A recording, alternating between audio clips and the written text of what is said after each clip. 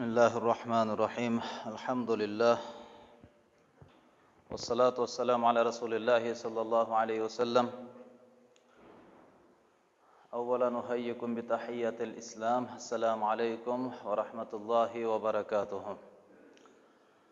Allah Teala'ga çeksiz şükürler bolsun. Peygamberimiz Muhammed Mustafa sallallahu aleyhi ve sellem'e salam salavatlar bolsun. Allah Teala siz menen bizi çok жерден jaratıp vaqtlı dünyaya alıp geldi.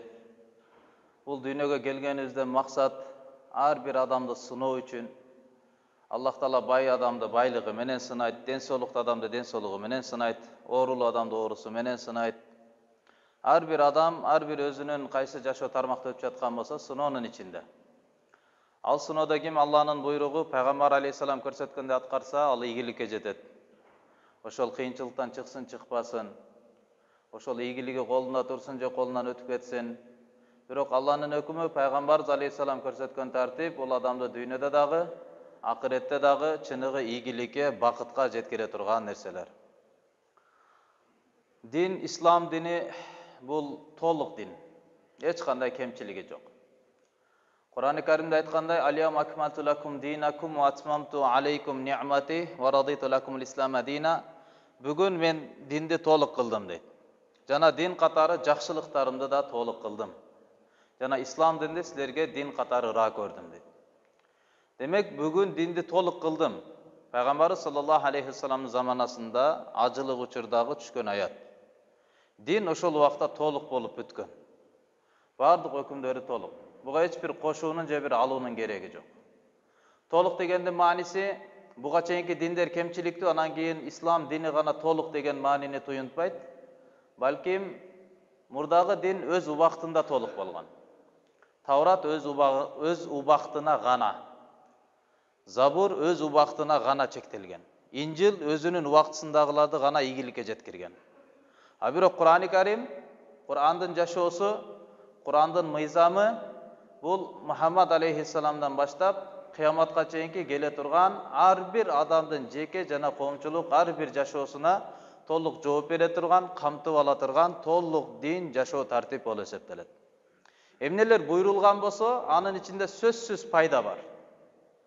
Же болбосо анын пайдасы көбүрөөк зыянына караганда. Ошол нерсеге буйруган. Кайсыл нерседен тыйган болсо, ал нерседе сөзсүз зыян бар. Je ziyаны көбүрөөк болот, андан чыгып келе турган зыян көбүрөөк болот. Ошол нерселерден тыйган, буларды кылбагыла, буга жол бербей келет. Allah subhanahu wa ta'ala Kur'an-ı Kerim'de buyurgan hükümdörünün biri, Kur'an-ı Kerim'de Allah subhanahu wa ta'ala aytat, o imandular, Ati'ullah ve ati'ur rasul ve ulil amri minkum. Sizler Allah'a, jana elçige, jana arаңардағы başçılarga moyun suңgula baş ийгиледи. Demek uşunun içinde bizdin dünya ahiretimizin baktılılığı kamtılgan eken da. Eğer Allah'a moyun sunsak, Peygamberimiz Muhammed aleyhisselam'a baş iysek, jana arabızdagı başçılardın aytkan buyruklarına, çeçimlerini egerde kıldat mamile kıla turgan bolsok, anda uşul siz menen bizdin dünya ahiretimizin baktılılığını kamtıp algan jaşoo tartip. Wa ulil amri minkum degende İmam Navavi rahmatullah aleyh sizlerin arаңардағы başçılarga baş ийгиле деп atpayбы? Ulil amr iş eğlerine.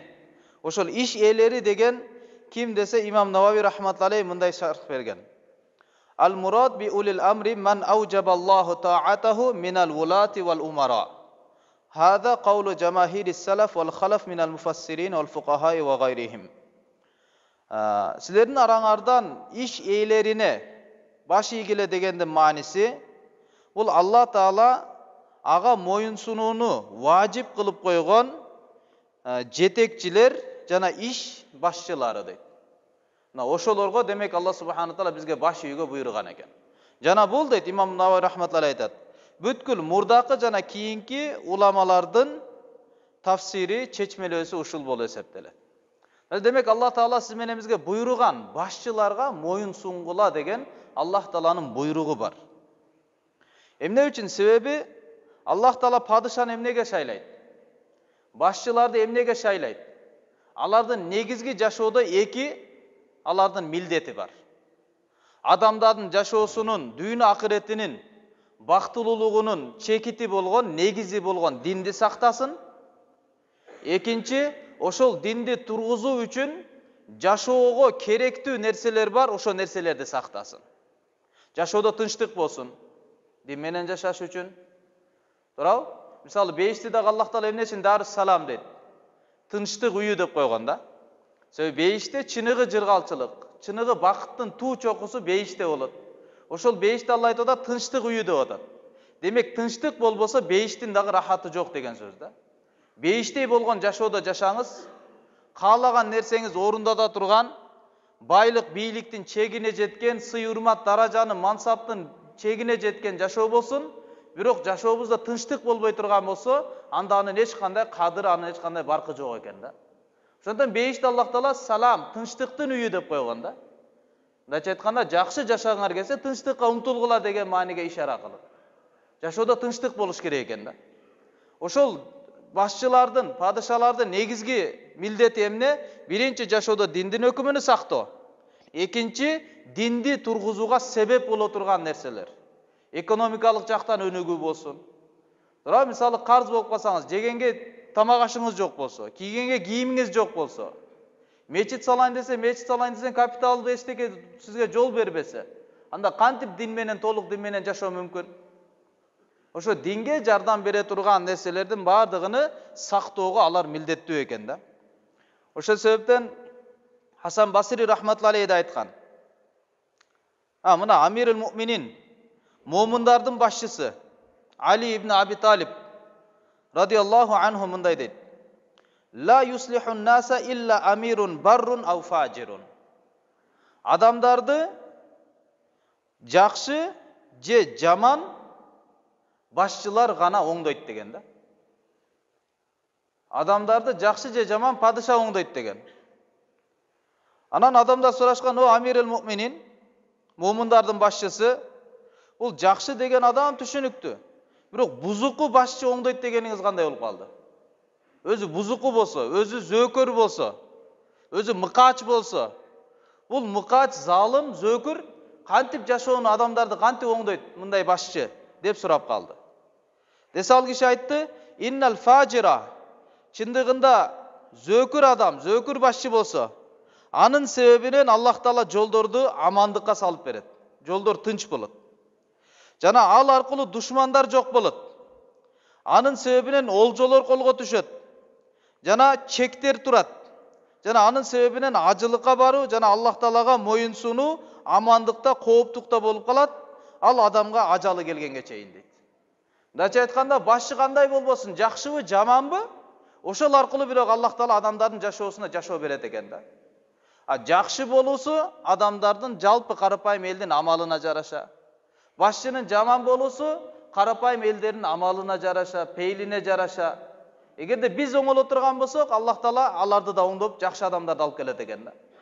Бир жолу бир устаз өзүнүн окуучусу окууну бүтүп чыгып бара жатканда, эми ал чыгып туруп дүйнөгө мээнет кылыш керек, дүйнөнү өнүктүрүү үчүн, элдердин жашоосун рахатка алып келүү үчүн, бузукулукту жоюу үчүн мээнет кылыш керек. Аны ошол окуучусуну чакырып туруп, дүйнөлүк картаны колуна карматат да. Карматып туруп анан айтат, жыртып, майдалап жыртып туруп, ушул дүйнөнү тартипке салгын, бир аз убакыттан кийин келем, ошого чейин дүйнөнү баарын оңдоп койгон дейт. Анан бир аз убакыттан кийин кайра кирип келсе, окуучусу кадимкидей оңдоп койгон да. Анан кантип оңдоп койдуң десе, ошондо айткан экен: "Эй устаз, агай, бунун аркасында адамдын келбетинин сүрөтү бар экен. Адамдын сүрөтүнү оңдосом, ошо менен аркасында турган дүйнөнүн картасынын сүрөтү деле оңдолуп калды" дейт да. Десе ошондо айткан экен: "Түшүндүңбү бере турган сабагымды" деп. Качанда адам оңоло турган болсо, анда бүткүл алам оңолот экен да. Адам бузула турган болсо, бүткүл алам бузулат экен. Анын оңолуусу, бузулуусу ар бир адамдын өзүнөн башталат. Адамдын өзүнөн башталат. Мен оңолсом, менин чөйрөм оңолот. Мен оңолбой туруп, чөйрө оңолуп кетүү мүмкүн эмес. Ар бир адам өзү оңолсо, анын аялы оңолот, анын бир туугандары оңолот, анын кол астындагылар оңолот, анын балдары, кыздары оңолуп баштайт. Ошол аркылуу ушинтип чөйрө курулуп кете берет экен да.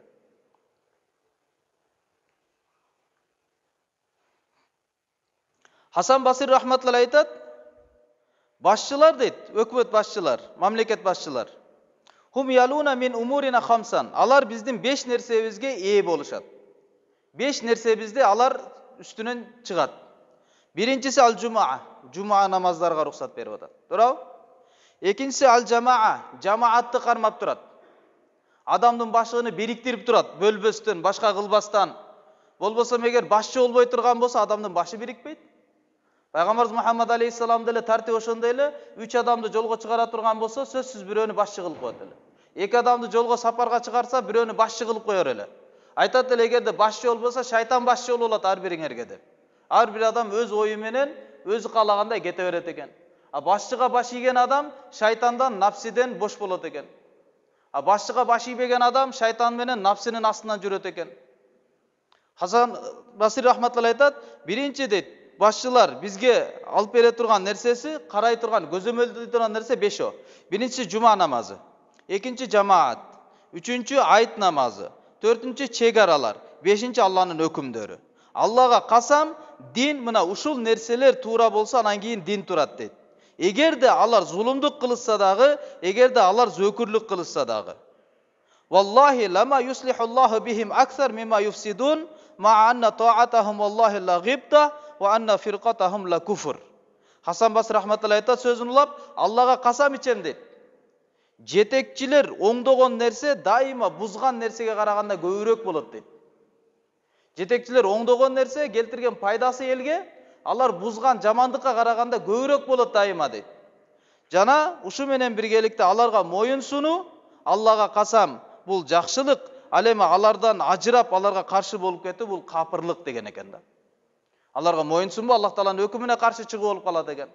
Аларга моюн сунуш керек, эгерде зулумдук кылышса дагы дейт, адилетсиздик кылышса дагы дейт.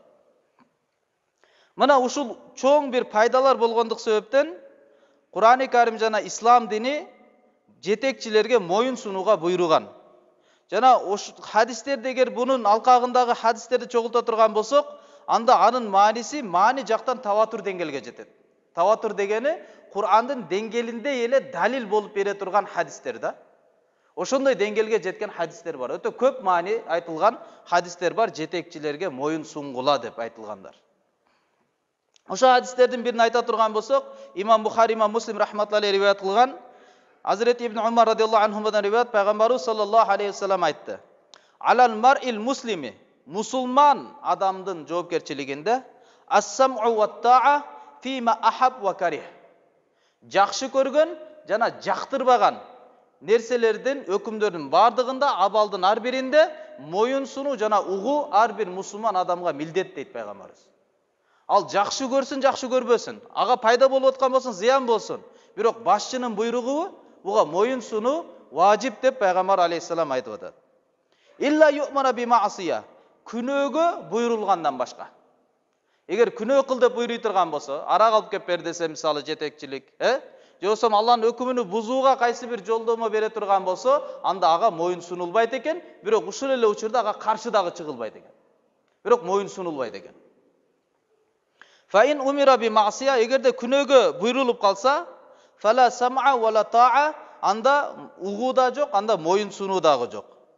Ошондон урматтуу туугандар, демек хадистен билинип атат, ар бир адамдын мойнундагы жоопкерчилик, эгерде өзүн мусулманмын деп эсептесе, анда жетекчинин буйругуна, өкүмүнө, канунуна моюн сунуш керек болуп эсептелип калат экен.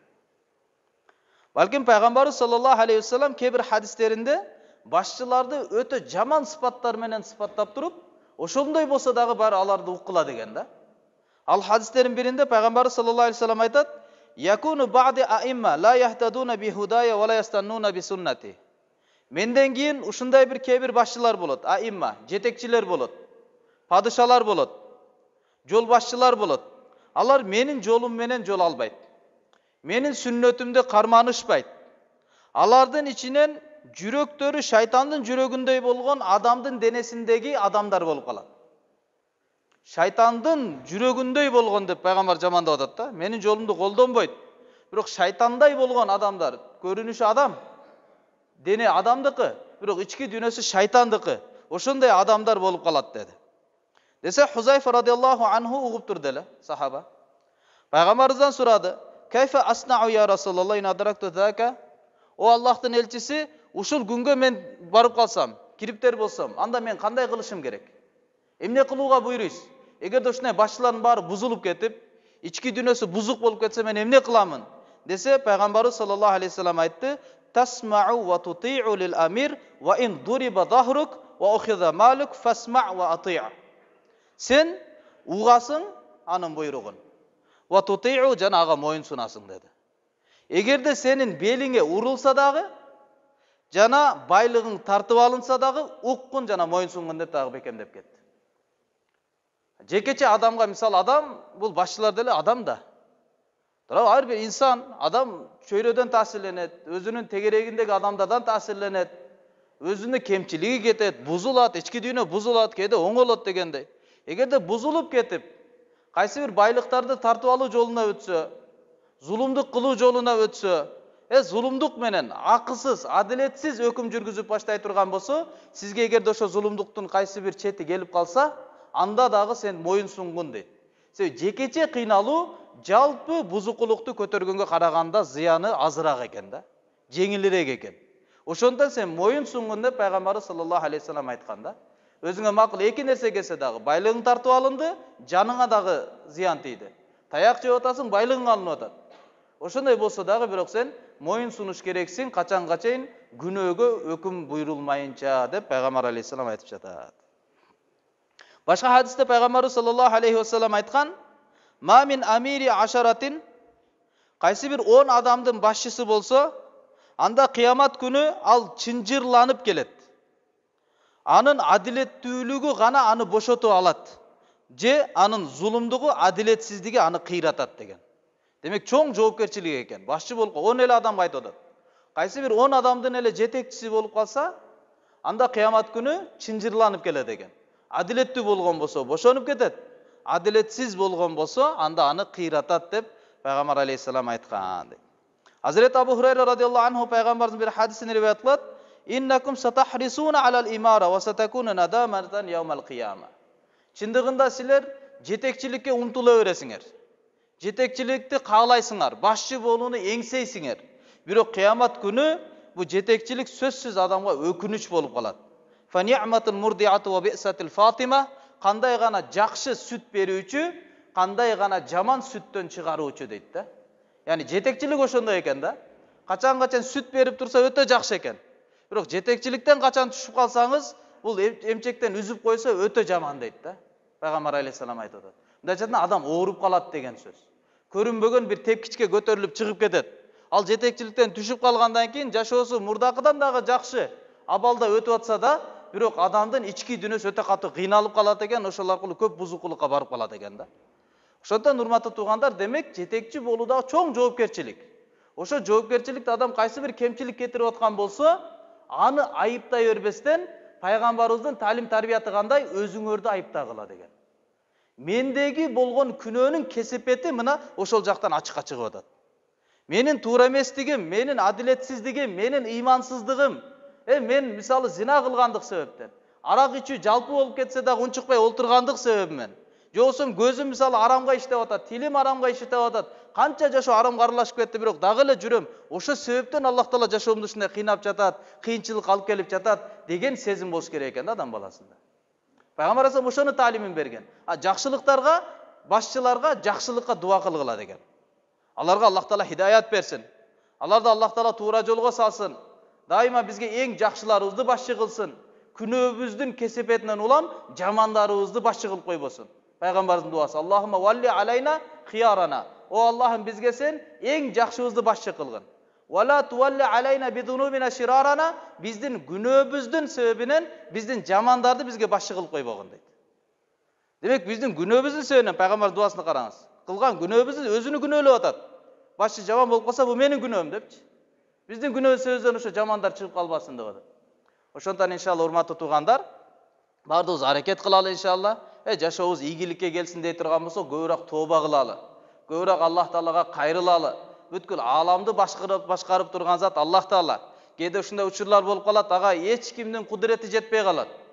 Кандай эле бир арстанга бир маймыл өзүнүн баласыны аманатка таштап кетиптир да. Токойдун башчысысың депчи. Анан кийин өзүнүн тууганчылап кайра кайтып келсе, өзүнүн токоюна Арыстан өз баласын, маймылдын баласын аманатты сактай алган эмес. Анан маймыл аябай ачууланып, кандай сен бул жердин падышасысың го? Сен башчысы сенсиң го, эмнеге буну карай албадың? Десе ошондо арстан айтат эмиш, маймыл, мен бул жердин эле падышасымын. Бул токойдун чектелген жердин падышасымын. Бирок асмандан келген нерсеге менин ээлигим жок. Бүркүт келип алып кетип калды депчи. Асмандан келип кала турган нерсеге менин ээлигим жок деп. Ошондон урматтуу туугандар, падышалардын да падышасы бар. Бүткүл ааламды башкарып турган Аллах Таала бар. Ар бир адамдардын жүрөгү, бүткүл акыбал бул Аллах Тааланын колунда болуп эсептелет.